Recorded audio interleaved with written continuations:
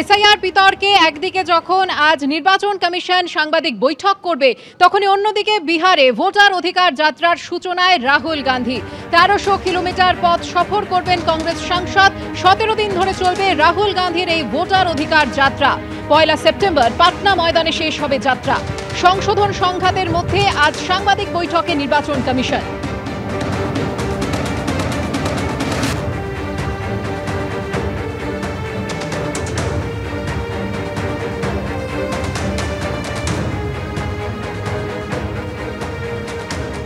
আজ নির্বাচন কমিশনের সাংবাদিক বৈঠকের দিকে অবশ্যই আমাদের নজর থাকবে। তবে এই মুহূর্তে চলে আসছি পরের খবরে। বাংলাদেশে তকমা দিয়ে পুশব্যাকের অভিযোগ বিজেপিকে শাসানি মালদার তৃণমূল নেতার। বিজেপি নেতাদের লাথি মেরে বাংলাদেশে পাঠানোর হুঁশিয়ারি দিয়েছেন মালদা জেলা তৃণমূল সভাপতি আব্দুর রহিম বক্সি। কালিয়াচকের পরিযায়ী শ্রমিককে বাংলাদেশে পুশব্যাক।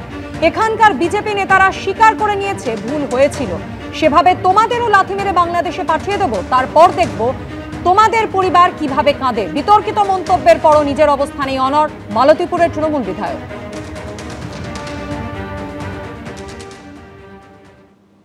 বিজেপি তোমারও চুলের মুঠি ধরে পিটাতে পিটাতে বাংলাদেশে পুশ করে দিব। এভাবে সেই ছেলেটাকে তার পূর্বপুরুষ 200 বছর ধরে মাল্লায় থাকে, আর তাকে তুমি পুশব্যাকের নামে জোর করে জেলখানায় ভরে বুকে বুটের লাথি মেরে বাংলাদেশে পাঠিয়ে দিলা। এখানকার বিজেপি যারা আছেন তারা প্রমাণ করেছে যেটা ভুলবশত তাকে আমরা বাংলাদেশে পাঠিয়ে দিয়েছিলাম। সে বাঙালি। বন্ধু বিজেপি তোমারও চুলের মুঠি ধরে পিটাতে পিটাতে বাংলাদেশে পুশ করে দিব, পরে আমিও ক্ষমা চেয়ে নিব হাত ধরে। আমরাও তোমাদেরকে সেইভাবে লাথি মেরে বাংলাদেশে পাঠিয়ে দিব।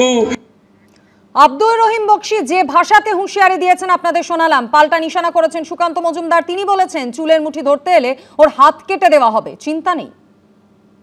অত যদি দম থাকতো না তাহলে আরএসপিটাই করতে পারতো, আগে তো আরএসপি করতো। তখন তো কমিউনিস্ট ছিল, ধর্ম মানত না। এখন তো দিনে 5 বারের জায়গায় 7 বার নামাজ পড়ে পারলো। অত যদি দম থাকতো তাহলে আরএসপিটাই করতো। তৃণমূলে গেছে, চুলের মুঠি ধরতে এলে ওর হাত কেটে দেওয়া হবে, চিন্তা নেই।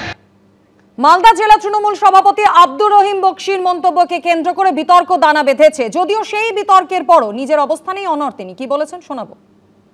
কিছু মির্জাফর, এই বিজেপিরা যারা এখানে বসে আছে তারা মির্জাফরের ভূমিকা পালন করে দেশটাকে আবার পরাধীন করে দিতে চাইছে। এই মির্জাফররা আবার রক্ত চাইছে, আমরা আবার রক্ত দিতে চাই না। প্রয়োজন পড়লে দেশের স্বাধীনতাকে অক্ষুণ্ণ রাখতে, দেশের সার্বভৌমত্বকে অক্ষুণ্ণ রাখতে, সাম্প্রদায়িক সম্প্রীতিকে অক্ষুণ্ণ রাখতে প্রয়োজন পড়তে রক্ত দিব না, আবার রক্ত নিয়ে নিব। পাল্টা কটাক্ষ করে বিজেপি সাংসদ খগেন মুর্মু বলছেন 26-এর ভোটে হারের ভয়েই প্রলাপ বকছেন। ওনার মাথা খারাপ হয়ে গেছে, পাগলের প্রলাপ বকছেন। সমস্ত মানুষকে সুরক্ষা দেওয়ার জন্য একমাত্র ভারতীয় জনতা পার্টি আছে। তৃণমূল কংগ্রেস মানুষকে ভাগ করছে, হিন্দু মুসলিমে দাঙ্গা বাঁধাচ্ছে, সন্ত্রাসবাদীদের মদত দিচ্ছে।